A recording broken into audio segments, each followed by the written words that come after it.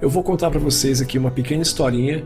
sobre toda essa mitologia que envolve a maçã, para você entender mais ou menos como é que ela ficou conhecida como fruto proibido, não só nos textos bíblicos, mas em uma série de outras mitologias. Me acompanhe aqui. Apesar de tradicionalmente ser associada à maçã, é pouco provável que a árvore do meio do jardim do Éden, que prometia a quem dela comesse o conhecimento do bem e do mal, desse esse fruto. A maçã não era conhecida no Oriente Médio até a conquista da Pérsia pelos gregos, na época de Alexandre o Grande,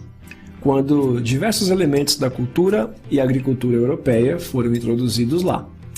De fato, o mito de que seria a maçã o fruto proibido do Éden somente surgiu na Idade Média, na Europa Ocidental, onde as maçãs cresciam em abundância. E se hoje temos fartura desse alimento nos supermercados e feiras, é graças à Rota da Seda, que nada mais é que os caminhos de mercadores na antiguidade, comprando e vendendo produtos de um ponto a outro, entre o extremo leste da Ásia e a Europa. Esse comércio, o primeiro movimento de globalização da humanidade, foi iniciado há cerca de 4.500 anos atrás, e teve seus mais intensos momentos a partir do século III a.C. Pois, de acordo com um estudo desenvolvido pelo Instituto Max Planck da Alemanha e publicado pelo periódico Frontiers in Plant Science, foi nesse período que a maçã deixou de ser uma frutinha pequena, selvagem e pouco atraente por meio de processos de enxerto e seleção de árvores cujos frutos eram mais graúdos, e apetitosos, se transformarem em uma das frutas mais populares do mundo.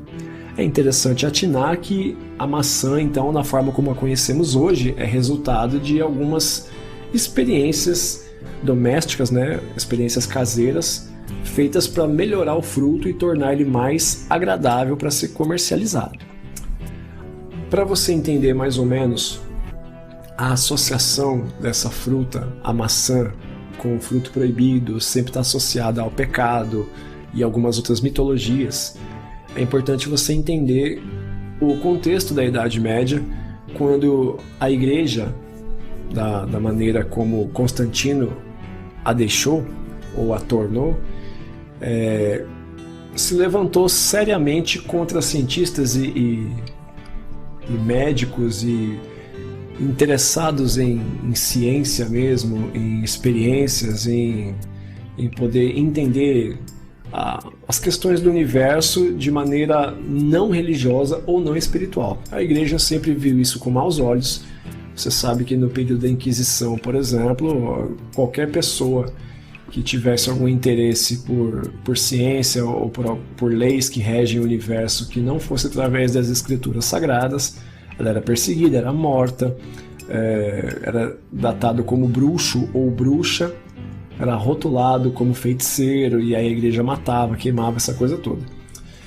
E foi nesse período que até começou a lenda que nós conhecemos como a lenda dos Illuminati, que você pega ali as mentes brilhantes, como Leonardo da Vinci, como o próprio Isaac Newton, e você tem ali uma história de que esses homens brilhantes eles se juntaram, formaram uma sociedade secreta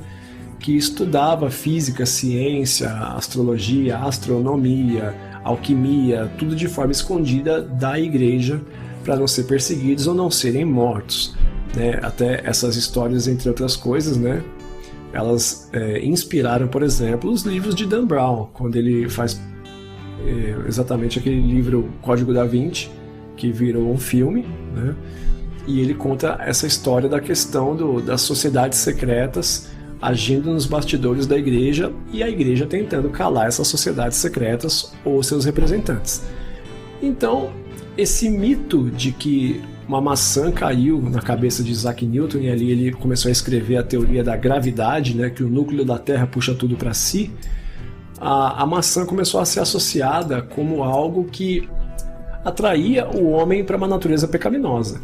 E aí você vê, Isaac Newton era tido como um bruxo ou um feiticeiro porque se interessava por ciência e isso era mal visto pela igreja. E aí eles associam o fruto que cai sobre a cabeça dele como a maçã, que é o fruto proibido do Éden, que fez o homem e a mulher se tornarem pecadores a partir de então. E você vai encontrar outras associações à maçã nas mitologias, como por exemplo Branca de Neve, que a maçã é enfeitiçada para matar ela. Você vai encontrar a maçã de ouro como um dos trabalhos de Hércules, né, um dos 12 trabalhos de Hércules, que ele precisa pegar as maçãs de ouro para poder concluir a tarefa, porque são maçãs desejáveis e são maçãs raras. Enfim, a maçã é associada a tudo o que se mostra contrário à igreja, oposto à igreja ou à espiritualidade, aquilo que tenta atrair o homem para uma natureza pecaminosa. Então a maçã desde então é vista como um fruto ou de origem pecaminosa ou que leva as pessoas ao pecado, até pela sua característica de ser uma fruta que foi alterada ou modificada geneticamente através de experiências, fazendo com que ela deixasse de ter a forma original ou da maneira como Deus a colocou na natureza e foi modificada pelos homens.